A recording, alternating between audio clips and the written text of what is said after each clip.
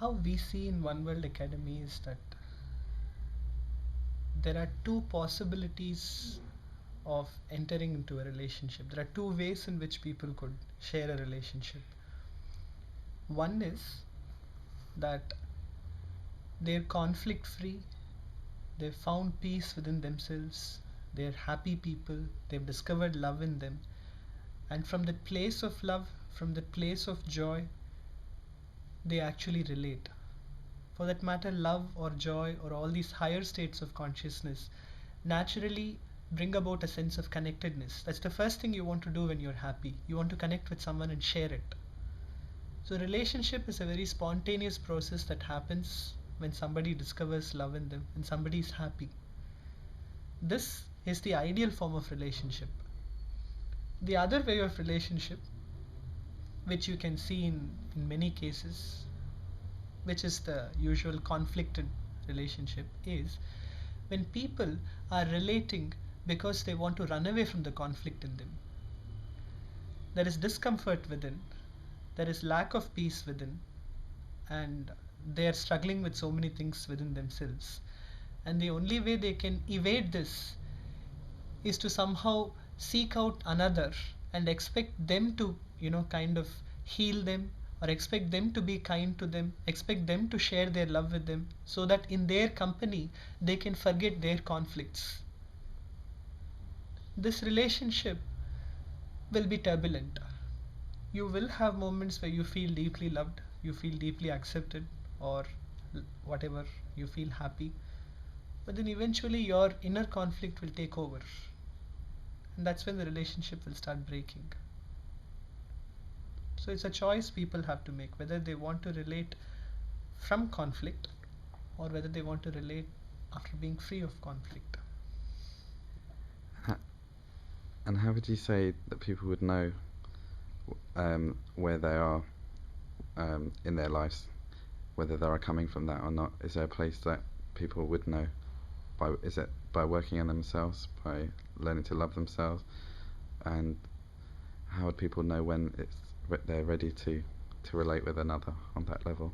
I think that is the process of self-awareness. If people start paying attention to their emotions, to their thoughts on a daily basis, and specifically in moments of emotional disturbance, when somebody is deeply disturbed or insecure, if instead of projecting out from their conflicted state, if instead of blaming someone or something from their conflicted state, if they were to move their attention inwards and really start asking themselves, what is this emotion about? Why am I so conflicted? What am I really thinking? If they start paying attention, they will discover a lot about what they are internally. All of us know what we are externally, but we may not so totally know what we are internally. And if there is a huge divide between our external personality and our internal reality, that itself is going to be the cause of conflict, because you're something inside and something outside. Mm. So when there is awareness, there is a merging of these two sides of an individual. Your external world is aligned with your internal world. Therefore, conflict ceases. And that is the process we teach people, to bring attention to their emotions. Wow. And for those in relationships who are having this conflict, how would you see is the best way for them to resolve that in terms of communication and really hearing one another without projecting?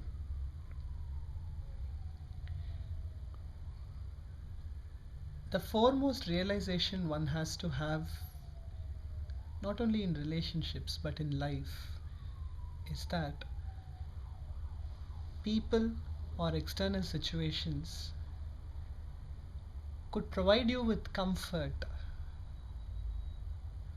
but they cannot really create happiness or love within you.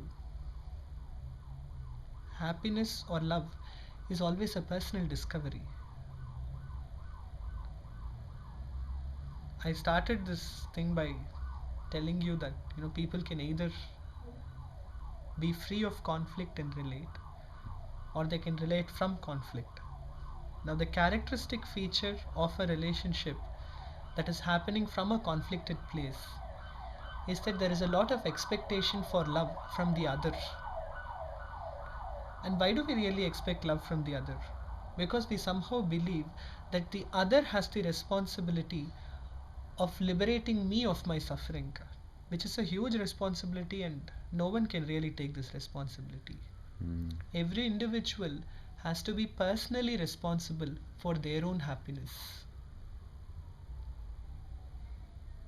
That's why we at One World Academy share two insights with people. We say no one or no situation can really cause you to suffer. When we say suffering, we're not talking of external suffering like a physical accident or, you know, like an earthquake that has recently happened in Japan. These forms of external challenges may be situation based, people can be responsible for it. But we're talking of inner suffering. How are you emotionally responding to this? What are you feeling in those moments? That is entirely dependent on the way we use thought, we use our minds, and nobody can be responsible for this. If I am going to indulge in destructive thoughts, then that is something I have to check. I can't really hold somebody else responsible for it. Yeah. So no one can cause me to suffer. Likewise, no one can free me of my suffering. Right. Yeah. If it is an external challenge, yes, all of us can come together and heal it. But if it is an internal state that I have created due to wrong application of thought, how can somebody come and bail me out? It's only my awareness that can set me free. And that is the spiritual process, that is the spiritual journey. It's all about realizing that your happiness is entirely in your hands and that you can set yourself free whenever you choose to. That's brilliant. Thank you.